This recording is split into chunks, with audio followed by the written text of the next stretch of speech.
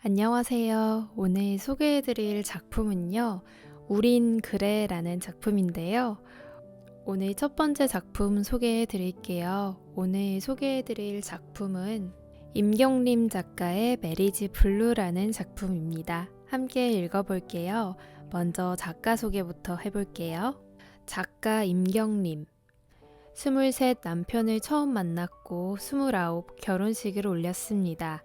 퇴근 후 같이 먹는 저녁 식사, 나란히 걷는 한강변 산책을 좋아합니다.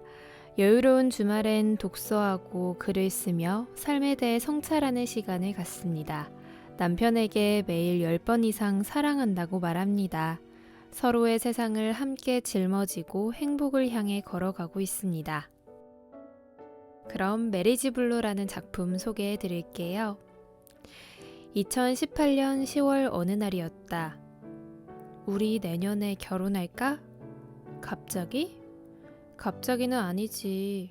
갑작스러운 것 같은데. 아버지께서 내년에 결혼하라고 하셔서. 진짜? 아버님께서 그러셨어? 오빠 생각은 어떤데? 나도 내년쯤 하면 좋을 것 같아. 나는 아직 준비가 안 된 것 같은데 너무 갑작스러워. 우리 취직해서 일자리가 생겼고 또 내후년 2월이 아버지 은퇴시니까 내년에 하면 괜찮을 것 같은데 말이야. 일단 알겠어.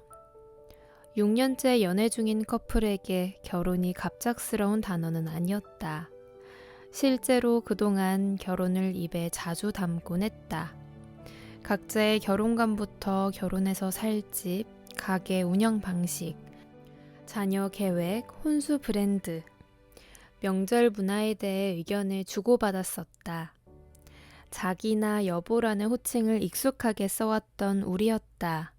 헤어지거나 서로의 옆에 다른 누군가가 있을 수도 있다는 가정 따위는 상상해 본 적도 없다. 우리가 평생 함께하는 사이라는 것은 암묵적으로 합의되었다. 그런데 막상 결혼하자는 말을 들으니 낯설었다. 아직 돈도 많이 모으지 못했기에 너무 먼 미래라고 생각했던 것일까? 아니면 6년 사귄 남자친구가 아버지 은퇴 시기에 맞춰 결혼하자라는 말을 해서일까?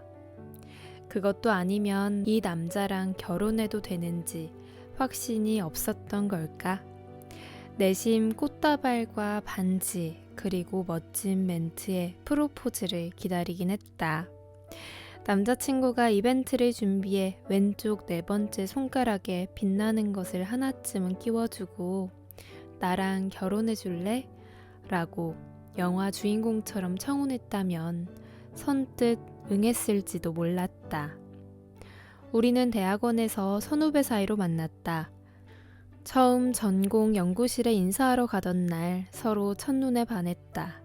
첫눈에 반하다라는 것을 설명하기 어려운데 아무튼 우리는 보자마자 호감을 가졌고 3번의 저녁 식사를 함께한 뒤 연인이 되었다. 100일째 되던 날, 특별한 날엔 학교 밖에 나가야 한다며 강남역 부근 레스토랑에 가서 파스타를 먹었다. 그리고 근처 카페에서 작은 조각 케이크를 나눠 먹으며 우리가 드디어 100일이 되었다며 축하했다. 1년째 되던 날 홍대 입구 거리를 손잡고 걸었다. 오늘 같은 날은 헤어질 수 없다며 아침 6시 첫 차를 타고 갈 때까지 놀았다. 각자 준비한 목걸이, 티셔츠 선물을 건네주며 하늘을 돌아봤고 서로의 존재에 감사함을 표했으며 사랑한다고 말했다. 1000일이 되던 날 우리는 전주 여행을 갔고 3년째 되던 날 커플 시계를 처음으로 맞추었다.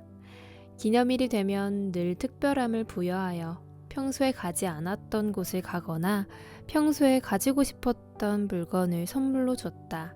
우리의 사랑은 6년째 변함없었다. 때론 설렜고 때론 편안했다. 그럼 결혼 몇 월에 할 거야? 나도 부모님께 말씀드려야 하니까. 내년 봄은 너무 이르니까 여름이나 가을쯤 어때? 그래, 여름은 너무 더워. 선선한 가을이 좋겠다. 웨딩드레스 입었는데 더워서 땀 흐르고 메이크업 지워지면 안 되잖아. 그러면 9월 중순쯤? 결혼이 낯설긴 했어도 약간 기대는 되었다. 내 모든 걸 바쳐도 아깝지 않은 사람을 만났다는 것 자체가 복 아니겠는가. 그렇게 스스로 위안하고 결혼식 준비에 집중하기로 했다. 결혼식 준비를 하다 보면 자연스레 결혼에 대한 확신을 가질 수 있을 듯 했다. 그리고 결혼식은 내가 가장 아름다운 날이니까 하얀색 웨딩드레스를 입고 버진로드를 걷는 모습을 그려보니 심장이 꽤 두근거렸다. 그리고 내 손가락은 어느새 인스타그램, 웨딩드레스, 웨딩 촬영, 웨딩홀, 신혼여행 태그를 검색하고 있었다. 아직 1년이나 남았는데 다이어트 계획도 세웠다. 아버지께서 결혼식은 대전에서 하라고 하셔.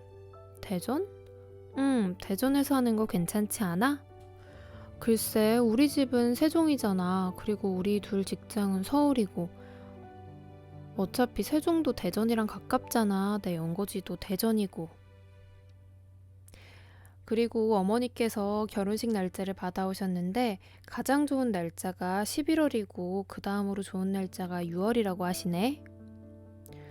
우리 9월에 하기로 했잖아. 그렇긴 한데 어머니께서 11월이 좋은 날짜라고 하셔서 말씀을 거스르기가 어렵네. 결혼 시기도 시아버님 은퇴 시기를 고려한 거였는데 예식장도 시아버님이 원하는 지역에서 날짜도 시어머님이 받아온 날짜로 택일하자는 것이다. 나는 속상했다. 6년이나 사귄 남자친구가 매해 기념일을 특별하게 챙기고 사랑한다고 달콤하게 말해주었던 남자친구가 내 생각을 하긴 하는 건지 나랑 결혼이 하고 싶긴 한 건지 의문이 들었다. 처음으로 남자친구가 미웠다. 나는 울었다. 그런 날 보듬어 주지는 못할 망정 남자친구는 자신도 속상하다며 이해해 줄 수 없느냐고 되려 짜증을 냈다. 우리의 결혼식은 2019년 11월 대전에서 올리는 것으로 확정되었다. 다른 날짜, 다른 장소에서 반드시 결혼식을 올려야 할 명분이 없었기 때문이었다. 심지어 우리 부모님은 대전에서 결혼하는 것을 대찬성하셨고 사돈어른께서 길이를 받아오심에 감사드린다고 좋아하셨다. 충청도 사람인 아빠는 원래 충청도는 남자 집안 쪽에서 결혼식을 올리는 것이 전통이라고 말했다. 그러고 보니 아빠 자신도 고향인 충남 공주에서 식을 올렸었다.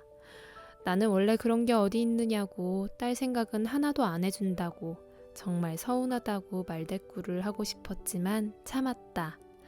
내 결혼식이 아닌 것 같은 풍경에 짜증이 나 한 일주일 정도 토라져 있다가 결국 받아들이기로 했다.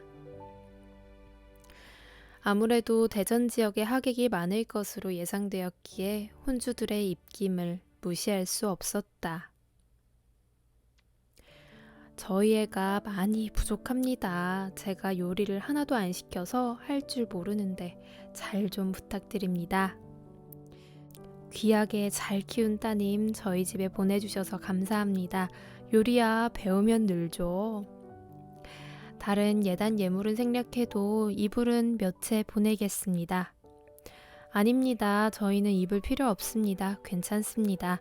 허례허식과 낭비는 없었으면 합니다. 아이고 그래도 할머님, 할아버님, 어른들도 계시고 해서요. 네, 그래서 이불은 정말 괜찮습니다. 결혼식 끝나고 패백은 꼭 했으면 하네요. 상견례는 어색했지만 꽤 순조로웠다. 어른들께서는 서로에게 예의를 갖춰 말씀하셨다. 엄마와 예비 시어머님은 난생 처음 자식 결혼을 시키는 입장이었지만 마치 어떤 대화를 나눠야 하는지 잘 알고 있던 사람들 같았다. 익숙한 듯 했다. 하지만 나는 왜 내가 부족한 아이인지, 왜 요리를 배워야만 하는지 이해하지 못했다. 엄마는 사돈어른들께서 딸의 허물을 덮어주시고 예쁘게 보아주셨으면 하는 마음에 이불을 보내고 싶으시다는데 나는 그 필요성이 전혀 납득되지 않았다. 내 아들 잘났네, 내 딸 아깝네 하는 부모님의 속마음이 고스란히 드러나는 최악의 상견례 대화는 아니었지만 어쩐지 나는 마음 한구석이 아팠다. 부족한 며느리가 되는 것 같은 느낌이 들어서일까? 왠지 모르게 성차별을 당한 것 같은 기분이 들어서일까? 알 수 없는 분노를 경험하며 앞에 앉아 얼어있는 예비 신랑을 째려봤다. 그도 어른들 대화가 약간은 불편했는지 앞에 놓인 음식을 제대로 먹지 못하고 젓가락으로 깨작거리기만 했다. 양가 부모님의 조심스러운 대화 끝에 우리 결혼은 불필요한 예단 예물은 생략하되 패백은 진행하는 것으로 구두 합의되었다. 엄마 아빠는 다 이해한다는 듯 알겠다는 듯 고개를 끄덕였다.